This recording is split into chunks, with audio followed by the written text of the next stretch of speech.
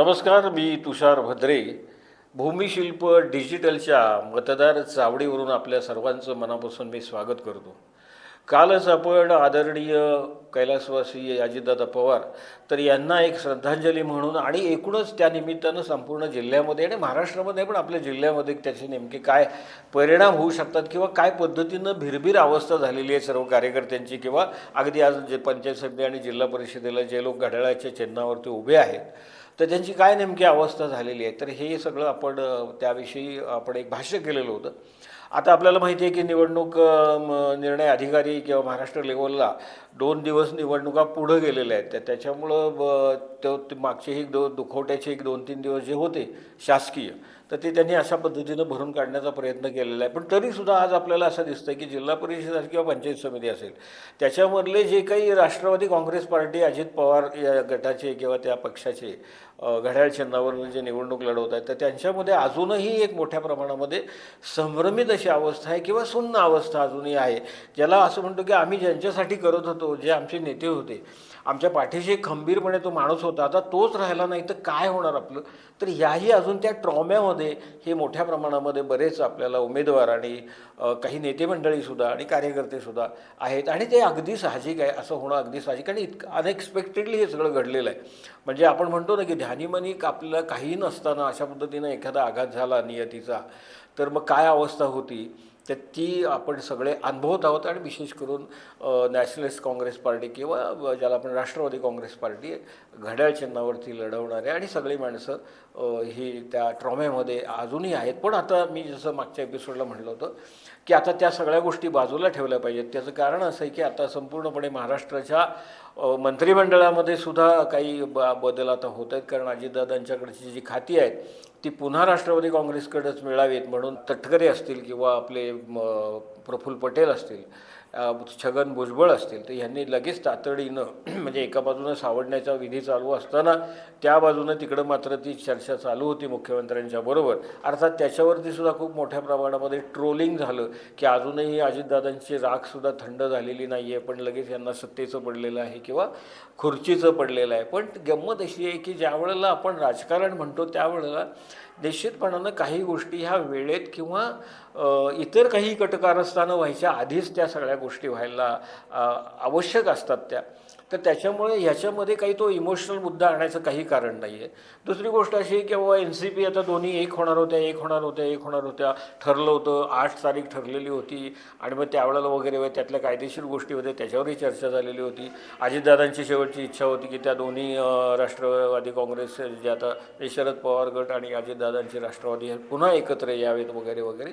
अर्थात ह्याला तसा आधार कुणाचा आहे, नेमकेपणानं आधार आहे का? कारण राजकारणामध्ये एखादा माणूस गेल्यानंतर त्याच्या पश्चात त्यांची ही अंतिम इच्छा होती. त्यांनी पण जाहीरपणे बोलत असताना त्यांनी एक असं बोलणं एक नुसतं सूतोवाच केलं होतं, पण तोही राजकारणाचा भाग असू शकतो.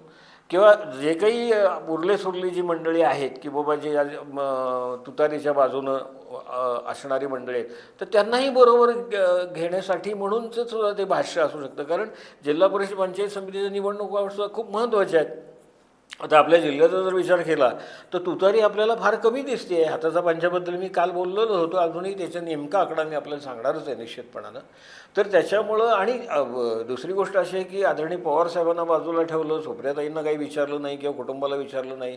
आणि आता सुनेत्रा वहिनी ह्या उपमुख्यमंत्रीपदाची शपथ घेणार आहेत वगैरे वगैरे.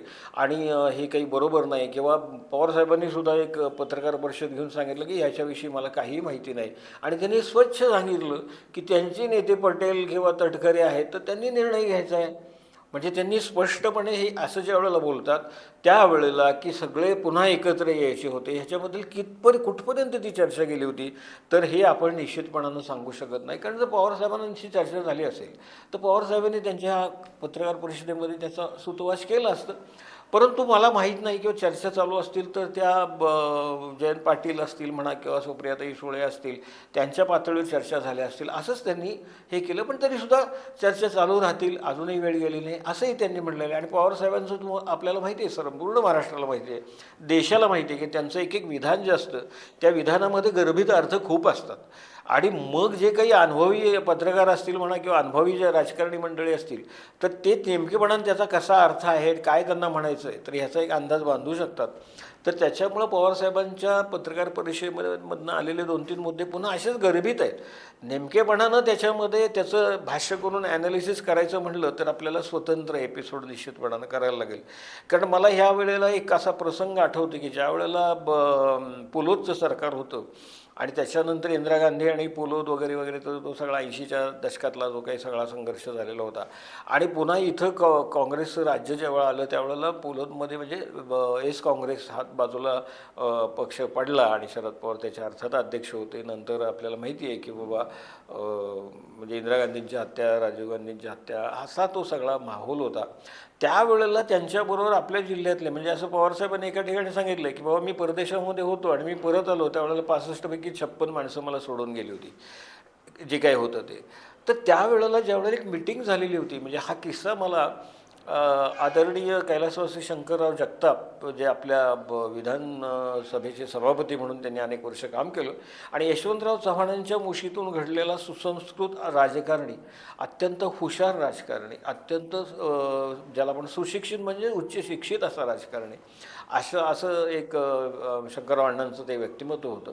तर त्यांच्याशी त्या काळामध्ये बोलत असताना त्यांनी असं स्पष्ट सांगितलं होतं मला की एक मीटिंग झाली आणि त्या मीटिंगमध्ये बघा तुम्हाला काही जो निर्णय घ्यायचा असेल तो घ्या, तुम्हाला जो काही निर्णय घ्यायचा असेल तो घ्या असं म्हणले आणि पवारसाहेब निघून गेले. आणि शंकरराव अण्णा म्हणले की आम्ही सर्व एकत्र जे बाकीचे होतो सगळे त्यांनी त्यातनं आम्हाला निश्चितपणानं असा एक अर्थ समजला की बाबा पवारसाहेबांचा निर्णय झालेला आहे त्यामुळं आता पवारसाहेबांच्या बरोबर आपण फरफटत पुन्हा काँग्रेसमध्ये जायचं का, आपण पवारसाहेब जायच्या आधी आपणच काँग्रेसमध्ये जाऊया. आणि मग त्यावेळेला जी सगळी सिनियर मंडळी होती त्यांनी पवारसाहेबांना बाजूला ठेवलं आणि त्यांनीच काँग्रेस पक्षामध्ये प्रवेश केलेला होता. तर त्यामुळं शरद पवारसाहेबांचं जी विधानं असतात त्याच्यामध्ये गर्भित अर्थ खूप दडलेले असतात. त्याच्याविषयी सुद्धा आपल्याला स्वतंत्र असा एपिसोड करता येईल कारण त्या संदर्भामधले सुद्धा असंख्य अनुभव हे माझ्या गाठीशी निश्चितपणानं आहेत एक पत्रकार या नात्यानं. असो तो काही आपला आत्ता विषय नाही आहे. पण तरीसुद्धा एकूणच आपण आता मतदार चावडीच्या संदर्भामध्ये बोलायचं झालं तर आपल्याला माहिती आहे की एकूण ह्या जिल्हा परिषद निवडणुकीचं आता जरी ते एक सुन्न असं वातावरण जरी असलं किंवा संपूर्णपणे NCPच्या नेत्यांमध्ये किंवा कार्यकर्त्यांमध्ये किंवा उमेदवारांच्यामध्ये अजूनही ती गती पकडली नसली तरीसुद्धा आता ती गती त्यांना घ्यावी लागणार आहे. आणि ह्याच्यामध्ये आता मकरंद आबा पाटील जे आपले मंत्री आहेत ते असतील म्हणा किंवा राज्यसभेचे खासदार जे आहेत नितीन काका पाटील तर ह्यांची जबाबदारी मोठ्या प्रमाणामध्ये आपला जिल्हा म्हणून वाढलेली आहे. कारण जर त्यांनीच जर थोडंसं एक इमोशनली ते पण जर त्यांची गती कमी झाली तर त्याचाही फटका हा या निवडणुकीमध्ये बसू शकतो अशी साधारणपणे एक परिस्थिती आहे. अर्थात त्यांनी किती उमेदवार उभे केलेले आहेत, भारतीय जनता पार्टीनं किती उमेदवार केलेले हे पण आपण बोलणार आहोत. तर एकूणच आपल्याला ह्याच्यामध्ये म्हणजे या संपूर्ण निवडणुकीमध्ये एकूण जे काही स्त्री मतदार आहेत ते 10,79,460 आहेत. तर पुरुष मतदार हे 11,11,854 आणि इतर म्हणजे ज्याला आपण ट्रान्सजेंडर वगैरे असे म्हणतो तसे 60 आहेत. आणि एकूण 21,91,374 एवढं मोठ्या प्रमाणामध्ये मतदान आहे. आणि मतदान केंद्रांची संख्या ही 2,877 आहे. म्हणजे आता 7 तारखेला मतदान होणार आहे आणि 9 तारखेला त्याचं काउंटिंग होणार आहे म्हणजे मतमोजणी होणार आहे. 21-22 लाखाच्या आसपास हे मतदान असलं टोटली तरीसुद्धा त्याच्यामध्ये दुबार मतदारांची संख्या पण काही कमी नाही आहे. ती जवळजवळ 62,995 म्हणजे जवळजवळ 63,000 हे दुबार मतदार आहेत. त्याच्यामध्ये साताऱ्यामध्ये 9,659, कराडमध्ये 9,182, पाटणमध्ये 12,397, कोरेगावमध्ये 5,038, वाईमध्ये 5,056, खंडाळ्यात 2,311, महाबळेश्वरमध्ये 1,563, जावलीमध्ये 3,308, फलटणमध्ये 4,322, माणमध्ये 3,562 आणि खटावमध्ये 6,197. म्हणजे सर्वाधिक दुबार मतदारांची संख्या जी आहे ती पाटण तालुक्यामध्ये आहे. आणि पाटण तालुक्याचा सुद्धा आपण जेव्हा आढावा घेणार आहोत तर त्यावेळेला पाटण तालुक्यामध्ये सुद्धा मोठ्या प्रमाणामध्ये आपल्याला मतदारांची संख्या खूप असल्याचं जाणवतं आहे. आणि मग त्याचं पण एक विश्लेषण आपण निश्चितपणानं करणार आहोत. हा एक भाग झाला. त्याच्याबरोबरीनं आता जर आपण संपूर्ण आढावा घ्यायचा, आधी म्हणलं आपण, आता प्रत्येक मतदारसंघाचा किंवा प्रत्येक तालुक्याचा एक आढावा घेणार आहे. किती लोक उभे राहिलेले आहेत, त्यांचं चिन्ह काय आहे आणि साधारण तिथली परिस्थिती त्या तालुक्याची काय असणार आहे, तर ह्याच्याविषयी आपण भाष्य करणार आहे. पण तरीसुद्धा ह्या मतदार चावडीमध्ये मी आपल्याला सांगतो की एकूण जे काही ह्या जिल्हा परिषदेच्या निवडणुकीमध्ये ज्याला आपण गट आहेत ते 65 गट आहेत आणि गण आहेत ते 130 आहेत. म्हणजे प्रत्येक गटामध्ये 2 गण असतात, हे आपल्याला निश्चितपणानं माहिती आहे. आता भारतीय जनता पक्ष ह्या कमळ चिन्हावरती किती गटांमध्ये निवडणूक लढवते, तर 60 गटांमध्ये निवडणूक भारतीय जनता पार्टी निवडणूक लढवते. म्हणजे फक्त 5 गटामध्ये त्यांचा उमेदवार नाही आहे. आणि गणाचा जर विचार केला तर 130 पैकीची 123 गणांमध्ये भारतीय जनता पार्टी कमळ या चिन्हावरती निवडणूक लढवते. आता घड्याळ हे चिन्ह घेऊन NCP म्हणजे अजितदादा पवारांची NCP, त्यांचा जर आपण विचार केला तर ते किती गटामध्ये आहेत, तर 65 पैकी 38 गटामध्ये त्यांचं घड्याळ चिन्हावरती त्यांचे एक उमेदवार उभे आहेत. आणि 130 पैकी फक्त 75 गणांमध्ये हे घड्याळ चिन्हावरती NCPचे किंवा राष्ट्रवादी काँग्रेस पक्षाचे उमेदवार आपलं नशीब आजमावत आहेत. आता धनुष्यबाण घेऊन शिवसेना, हा मूळ पक्ष शिवसेनाच आहे, फक्त आता आपण म्हणतो की एकनाथ शिंदेंची शिवसेना, तर त्यांनीसुद्धा गटामध्ये 65 पैकी 37 उमेदवार त्यांनी उभे केलेले आहेत आणि गणामध्ये 67 उमेदवार उभे केलेले आहेत. त्याच्या खालोखाल मग शिवसेना, उद्धव बाळासाहेब ठाकरे, तर यांचे मशाल चिन्ह घेऊन 12 गटांमध्ये उमेदवार उभे आहेत आणि फक्त 23 गणांमध्ये मशाल चिन्हावरती निवडणूक काही लोक लढवत आहेत. आणि NCP शरद पवार म्हणजे तुतारी वाजवणारा माणूस, तर यांचे गटामध्ये किती आहेत, तर अवघे 9 आहेत. म्हणजे 65 पैकी आपले नशीब आजमावणारे जे काही उमेदवार आहेत त्यांची संख्या केवळ गटांमध्ये 9 आहे 65 पैकी, तर गणांमध्ये 130 पैकी फक्त 20 आहे. बहुजन वंचित आघाडी जी आहे त्यांनीसुद्धा 3 गटामध्ये आणि 2 गणांमध्ये आपलं उमेदवार उभे केलेले आहेत. मनसेनं सुद्धा 2 गटांमध्ये आपला उमेदवार उभा केलेला आहे. बहुजन समाज पार्टी याच्या वतीनं हत्ती हे त्यांचं चिन्ह आहे आणि मनसेचं आपल्याला माहिती आहे की रेल्वे इंजिन चिन्ह आहे. तर BSPनं सुद्धा 3 गटामध्ये आणि 1 गणामध्ये त्यांचे उमेदवार उभे आहेत. त्याच्यानंतर वंचित बहुजन आघाडीचे सुद्धा 3 गट आणि 2 गणामध्ये उमेदवार उभे आहेत. म्हणजे हे संपूर्ण जिल्ह्याचं सांगतो मी, कुठल्या आपण त्या तालुक्याला येईल त्यावेळेला आपल्याला निश्चितपणे सांगू कुठल्या तालुक्यामध्ये आहे ते वगैरे असं तसं. आणि भारतीय राष्ट्रीय काँग्रेस हाताचा पंजा, म्हणजे मी पहिल्या एपिसोडमध्ये असं म्हटलं होतं की बाबा की राष्ट्रीय काँग्रेसची जी काही पिछेहाट आहे आपल्या जिल्ह्यामधली, म्हणजे त्यावेळेला कसं विधान मी केलं होतं की असं एक बोललं जायचं की बाबा भारतातली काँग्रेस जरी संपली तरी महाराष्ट्रातली संपणार नाही, महाराष्ट्रातली संपली तरी सातारा जिल्ह्यातली संपणार नाही, आणि सातारा जिल्ह्यातली जरी संपली तरीसुद्धा कराड तालुक्यातली संपणार नाही. इतकी अशी पाळंमुळं घट्ट अशी या राष्ट्रीय काँग्रेस पक्षाची होती. आणि आपल्याला माहिती आहे की कराड दक्षिणेमधनं पृथ्वीराज बाबा चव्हाण हे सातत्यानं निवडून येत होते, ते मुख्यमंत्री पण नंतर झाले वगैरे. पण आज त्यांची काय नेमकीपणानं अवस्था आहे, तर त्यांनी फक्त 65 पैकी 8 गटामध्ये हाताचा पंजा हे चिन्ह घेऊन निवडणूक लढवली जाते आहे आणि 130 पैकी 18 गणांमध्ये अख्ख्या जिल्ह्यामध्ये ही निवडणूक लढवली जाते. आता ह्याचा जर आपण विचार केला, जसं की मी किती उमेदवार आम्ही उभे करतो त्याच्या पर्सेंटेजवरती सत्ता कुणाची येणार आणि कुणाची येणार असं हे निश्चितपणानं ठरतं. म्हणजे 10 उमेदवार मी उभे केले असतील आणि 60% जर मला एक विजयाची खात्री असेल तर 6च माझे निवडून येणार आहेत आणि 6मध्ये काही माझी मेजॉरिटी होत नाही. तर त्याच्यामुळे जास्तीत जास्त ज्या ठिकाणी उमेदवार म्हणजे अगदी 65 पैकी 65 कोणीच नाही आहे, म्हणजे अगदी भारतीय जनता पार्टीनं सुद्धा 65 पैकी 65 उभे केलेले नाही, तर त्यांचे 60च गटामध्ये उमेदवार उभे आहेत निश्चितपणानं. पण मग शक्यता कुणाच्या वाढतात, तर ज्यांचे 60 पैकी म्हणजे शक्यता जास्त, प्रोबॅबिलिटीचा सिद्धांत म्हणजे स्टॅटिस्टिकमध्ये जे आपण म्हटलं जातं किंवा संख्याशास्त्रामध्ये म्हटलं जातं की प्रोबॅबिलिटीचा म्हणून काही सिद्धांत आहे, तर त्याच्यामुळं जेवढी संख्या जास्त त्यावेळेला त्याची शक्यता म्हणजे विजयाची शक्यता जास्त. आणि जेवढी संख्या कमी त्यावेळेला विजयाची शक्यता जास्त असलं तरीसुद्धा ती लोकशाही प्रक्रियेमध्ये काही तुम्ही त्या बहुमताच्या जवळ काही जात नाही.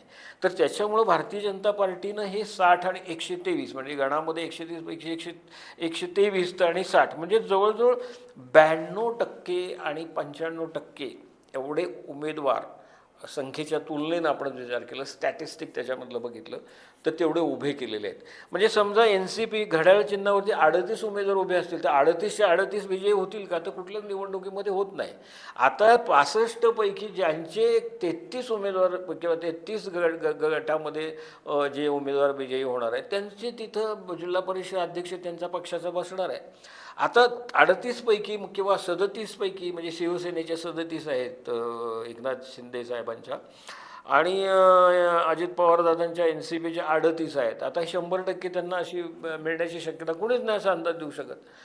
आणि दुसरी गोष्ट, दुसऱ्या बाजूनं प्रत्येक तालुक्याचा आढावा घेत असताना तिथले जे नेते आहेत त्यांचा जो प्रभाव आहे तर त्याच्यामुळं निश्चितपणानं मी जसं नगरपालिकेच्या निवडणुकीच्या वेळेला एक ज्याला आपण एक्झिट पोल दिला होता, ओपिनियन पोल दिला होता, तो जसा 100% करेक्ट आलेला होता तसा जिल्हा परिषदेच्या संदर्भामध्ये सुद्धा आपण जो काही ओपिनियन पोल नाही पण एक ॲनालिसिस आपण जे करणार आहे किंवा माझी एक कशी थेरी आहे स्वतंत्रपणे आणि मी त्याचं ते त्यातून माझे अंदाज घेत असतो आणि संपूर्ण जिल्ह्यामध्ये काही आपल्याला त्यासाठी मदत करणारे किंवा त्यासाठी आपल्याला ज्याला आपण इन्फॉर्मेशन म्हणतो सर्वे टाईपची असे काही पुरवणारी मंडळी असतात निश्चितपणानं.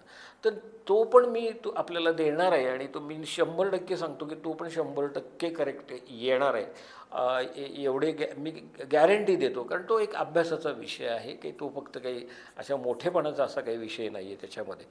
तर त्याच्यामुळं 60मध्ये जर 60% जरी त्यांना हे मिळालं, यश मिळालं तरी ते 36 होतं आणि ते बहुमताच्या पुढं जातात.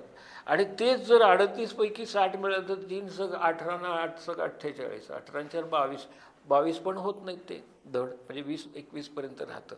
म्हणजे जर त्याचं एक स्टॅटिस्टिक आणि एक अंदाज बांधण्याच्या ज्या काही पद्धती आहेत त्याचा जर काही शास्त्रीय अभ्यास आहे, हा काही आपला नुसता हवेतला अभ्यास नाही आहे. तर त्याच्यामुळं काय होणार आहे तर हे निश्चितपणानं आपल्याला मी निश्चितच सांगणार आहे.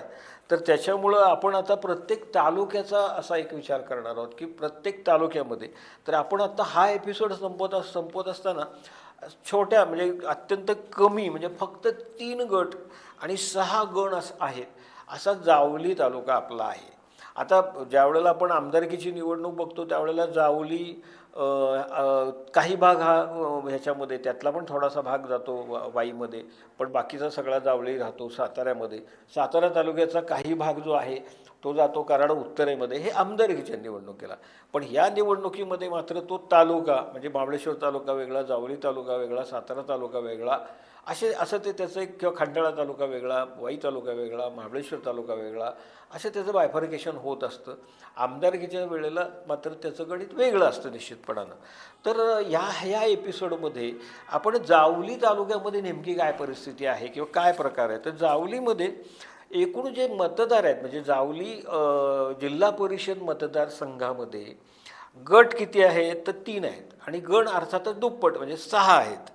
आता यामध्ये जे काही स्त्री मतदार आहेत ते 14,272 आहेत तर पुरुष मतदार 14,765 आहेत आणि इतर एक असं मिळून 29,038 एवढे मतदार या जावली तालुक्यामध्ये पंचायत समिती जिल्हा परिषद निवडणुकीच्या निमित्तानं आहेत.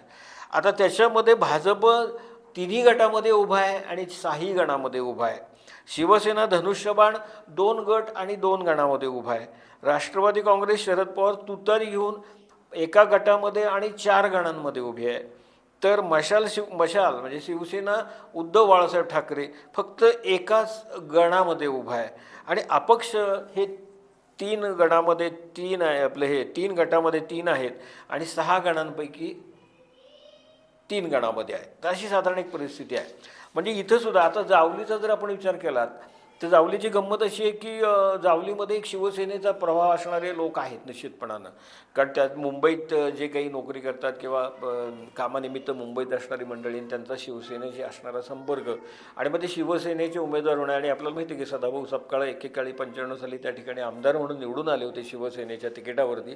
अर्थात त्यावेळेचा तालुका तो वेगळा होता किंवा मतदारसंघ वेगळा होता, साताऱ्याचा त्याचा काही तसा संबंध नव्हता. पण तरीसुद्धा तिथे एक शिवसेनेची शक्ती आहे निश्चितपणानं असं बोललं जातं. परंतु आता सदाभाऊ सपकाळ त्यांनी माझे आमदार त्यांनी सुद्धा शिवेंद्रराजे भोसले यांचं नेतृत्व मान्य करून भारतीय जनता पार्टीच्या बरोबर राहण्याचा निर्णय घेतलेला आहे. तर त्याच्यामुळं आता शिवसेनेची तिथं किती ताकद आहे, म्हणजे तुतारीवाले असोत किंवा धनुष्यबाणवाले असोत, तर हे थोडंसं आपल्याला निश्चितपणानं असं म्हणता येत नाही की बाबा पहिल्यासारखीच ती ताकद तिथं राहिली असेल, एक भाग. आणि दुसरा भाग असा आहे की शिवेंद्रराजे भोसले यांनी, म्हणजे आपले आदरणीय मंत्री आहेत ते आता, त्यांनी जे काही जावली तालुक्यामध्ये गावागावामध्ये विकासाची कामं जी केलेली आहेत, तर त्याच्यामुळं आपल्याला जर जावलीमधल्या कुठल्याही गावामध्ये सामान्य माणसाच्या घरामध्ये गेलो तरीसुद्धा आता आपल्याला त्या ठिकाणी तिथं हा बाबाराजांचा फोटो दिसायला लागलेला आहे.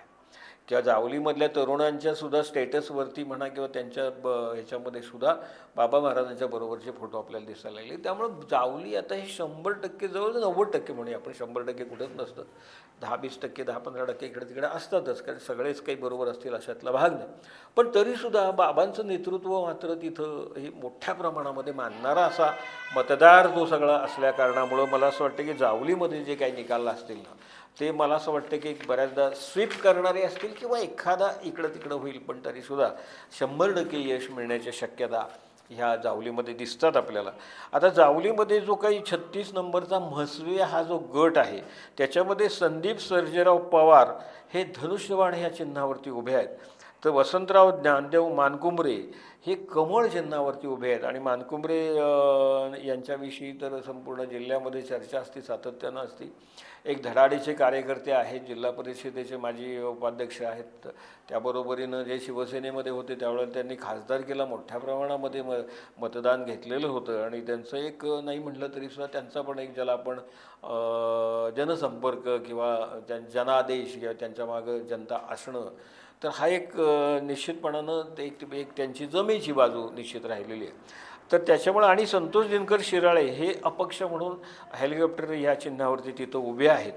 तर त्याच्यामुळं मग इथला जो सामना आहे तो धनुष्यबाण म्हणजे शिवसेना आणि कमळ. खरं पाहायला गेलं तर धनुष्यबाण आता महाराष्ट्राचा राजकारणाचा विचार केला तर एकनाथ शिंदे आणि फडणवीस म्हणजे भारतीय जनता पार्टी आणि शिवसेना, धनुष्यबाण म्हणजे ओरिजिनल शिवसेना ह्यांची युतीच आहे. म्हणजे इथं जरी सामन्यातला कुठलाही उमेदवार विजयी झाला तरीसुद्धा पुन्हा तो युतीचाच घटक असणार आहे निश्चितपणानं. पण त्या ठिकाणी आपल्याला साधारणपणे वसंतराव मानकुमरे यांचं जे काही वजन आहे ते किंवा त्यांचं जे काही तिथं तर हे थोडंसं त्यांचं पारडं जड आहे किंवा असेल असं आपल्याला दिसतंय. त्याच्यानंतर त्याच्यामध्ये जे 2 गण आहेत त्याच्यामध्ये खर्शी बारामुरे असा एक गण आहे. आणि त्या गणामध्ये स्त्रियांची संख्या म्हणजे मतदार स्त्रियांची संख्या 6,656, तर पुरुषांची संख्या जी आहे ती 6,871 आहे. एकूण 13,527 ह्या खर्शी बारामुरेमध्ये मतदार आहेत. आणि त्याच्यामधले जे काही उमेदवार आहेत त्याच्यामध्ये विठ्ठल गुलाबराव गोळे हे तुतारी वाजवणारा माणूस म्हणजे NCP शरद पवार यांच्या वतीनं निवडणूक लढवत आहेत. तर गोरखनाथ सीताराम महाडिक हे कमळ चिन्हावरती भारतीय जनता पार्टीचे अधिकृत उमेदवार म्हणून तिथं आहेत. किरण हनुमंत गायकवाड हे गॅस सिलेंडर या चिन्हावरती तिथं अपक्ष म्हणून निवडणूक लढवत आहेत. आता याच म्हसवे गटामधला जो काही दुसरा गण जो आहे तो म्हणजे एक ओरिजिनल, तर त्याचा तोच ते गावात त्या मतदारसंघाचा एक गट पण असतो ना, गटाचा एक गण पण असतो. त्याप्रमाणे म्हसवे गणामध्ये मात्र 7,616 ह्या स्त्री मतदार आहेत, तर 7,894 हे पुरुष मतदार आहेत. एकूण मतदारांची संख्या 15,511 आहे. आणि या ठिकाणी रेश्मा समाधान पोफळे या कमळ चिन्हावरती उभ्या आहेत, म्हणजे भारतीय जनता पार्टीचे अधिकृत उमेदवार आहेत. तर शिल्पा मिलिंद शिंदे ह्या तुतारी वाजवणारा माणूस या चिन्हावरती म्हणजे NCP शरद पवार, तर या पक्षाच्या वतीनं तिथं उभ्या आहेत. आणि संगीता दिनकर भिसे ह्या ट्रॅक्टर चिन्ह घेऊन अपक्ष अशी निवडणूक त्या ठिकाणी लढवत आहेत. आता ह्याच जावळीमधलं म्हणजे जावळीत 3च गट आहेत. त्याच्यामधला दुसरा जो गट आहे तो म्हणजे गट क्रमांक 37 कुडाळ. तर ह्यामध्ये एकूण स्त्री मतदार जे आहेत ते 16,318 आहेत, तर पुरुष मतदार हे 16,722 आहेत आणि 33,081 एवढं मतदान ह्या संपूर्ण गटामध्ये आहे. आणि कुडाळ गटामध्ये जयश्री मणिलाल गिरी ह्या कमळ चिन्हावरती उभ्या आहेत, म्हणजे भारतीय जनता पार्टीच्या. पूनम प्रशांत नायकुडे ह्या तुतारी वाजवणारा माणूस या चिन्हावरती आपली निवडणूक लढवत आहेत किंवा आपल्या नशीब आजमावत आहेत. तर शेवते जयश्री संजय ह्या अपक्ष म्हणून शिट्टी ह्या चिन्हावरती या ठिकाणी उभ्या आहेत. त्याच्यानंतर आपल्याला असं एक दिसतं आहे की म्हणजे दुसरा जो त्यांचा जो कुडाळ गण आहे, त्या कुडाळ गणामध्ये प्रशांत मारुती तरडे हे मशाल चिन्हावरती, म्हणजे उद्धव बाळासाहेब ठाकरे शिवसेना. राजेंद्र रामचंद्र शिंदे हे तुतारी वाजवणारा माणूस म्हणजे NCP शरद पवार. आणि सौरभ राजेंद्र शिंदे कमळ. आता सौरभ राजेंद्र शिंदे हे कमळ म्हणजे भारतीय जनता पार्टीचे अधिकृत उमेदवार म्हणून उभे आहेत. आणि राजेंद्र खाशाबा शेवते हे गॅस सिलेंडर घेऊन अपक्ष या ठिकाणी निवडणूक लढवत आहेत. आणि ह्या कुडाळ गणामधलं 7,210 स्त्रिया तर 7,529 पुरुष मतदार आहेत. एकूण 14,739 एवढं मोठ्या प्रमाणामध्ये त्या ठिकाणी मतदान आहे. आणि साधारणपणे एकूणच जर आपण त्या कुडाळ गटाचा आणि तो जर असा जर विचार केला तर याच्यामध्ये जी काही लढत आहे ती तुतारी वाजवणारा माणूस आणि कमळ यांच्यामध्ये मोठ्या प्रमाणामध्ये होऊ शकते आपल्याला. आणि मशाल पण त्या ठिकाणी जरी असली तरीसुद्धा, तर त्याच्यामध्ये सौरभ राजेंद्र शिंदे तर यांचं असणारं काम, कारखाना वगैरे वगैरे वगैरे सगळे, आणि एक तरुण असे तडफदार नेतृत्व आहेत ते. आणि तर त्यामुळं त्यांच्या या ठिकाणी आपल्याला थोडंसं पाळलं जड आहे असं एक नावावरनं आपल्याला म्हणता येईल. प्रत्यक्षामध्ये आपण त्याचं ॲनालिसिस नंतर करणार आहोत. त्याच्यानंतर सायगाव गण जो आहे त्या सायगाव गणामध्ये साक्षी विजय देशमुख तुतारी वाजवणारा माणूस NCP शरद पवार. चारुशिला विवेक पवार कमळ चिन्हावरती भारतीय जनता पार्टी. या ठिकाणी अपक्ष कोणी नाही, इथं सरळ सामना आहे. आणि सायगाव गणामध्ये 9,108 स्त्रिया आहेत तर 9,233 पुरुष आहेत.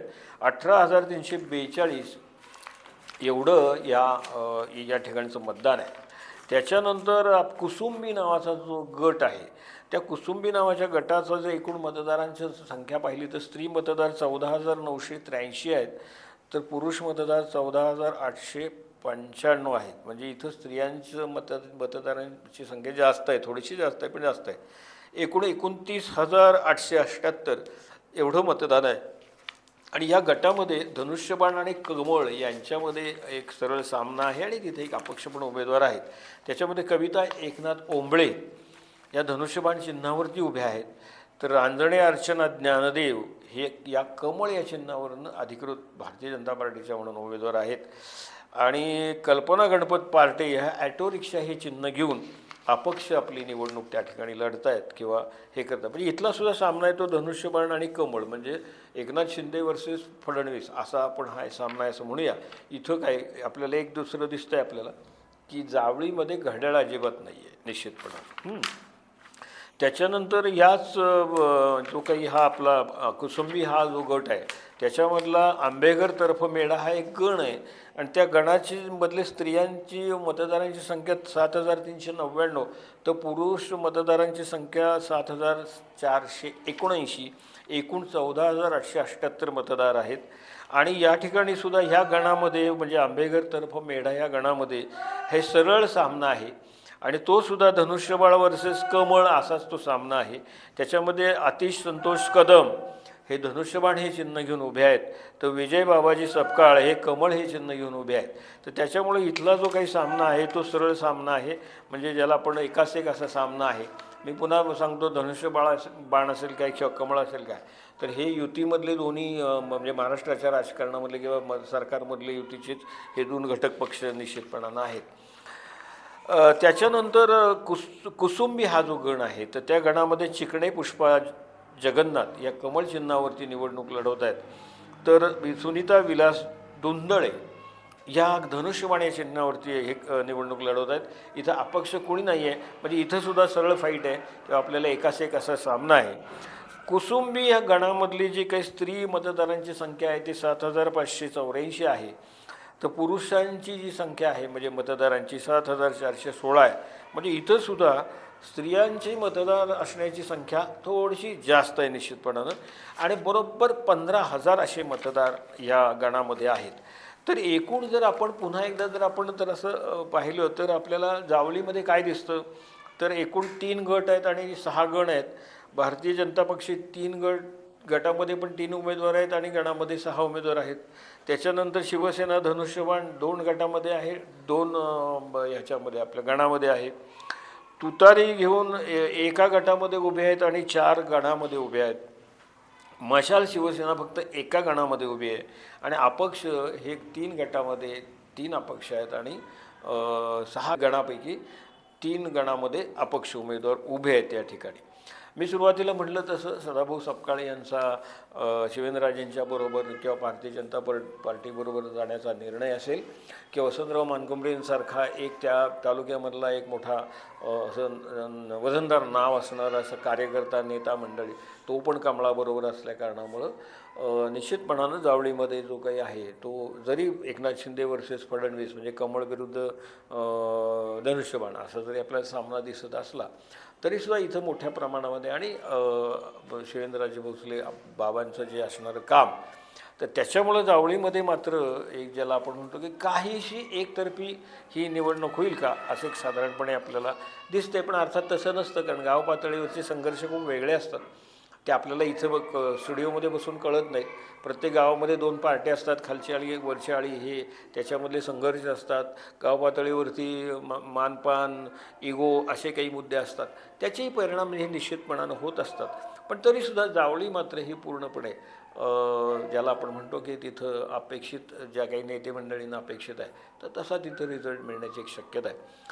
तर त्यामुळं आपण साधारणपणे ह्या निवडणुकीचा जे काही म्हणजे अजितदादा गेल्यानंतरचा आणि आत्ता NCPमध्ये पण ज्या काही होणाऱ्या हालचाली आहेत त्या संदर्भामध्ये असेल किंवा मकरंद आबा पाटील आणि नितीन काका पाटील यांची एक जबाबदारी वाढलेली आहे असं मी प्रारंभी सुरुवातीला म्हणालो त्या पद्धतीनं की सगळी ही जी काही ज्याला आपण म्हणतो ना की एक जान आणावी लागेल कार्यकर्त्यांच्यामध्ये आणि उमेदवारांच्यामध्ये आणि त्यांच्यात एक नवीन उत्साह भरून हे करायचे. इथं खरे तर निश्चितपणानं मकरंद आबा पाटील आणि नितीन काका पाटील तर यांची आता खरं एक ज्याला आपण म्हणतो ना की कसोटीचे हे क्षण आहेत आणि काय पद्धतीनं ते ह्या निवडणुकीला चार्ज करतायत तर हे आता आपल्याला 2 दिवसात किंवा 1 दिवसामध्ये पाहायला निश्चितपणानं मिळेलच.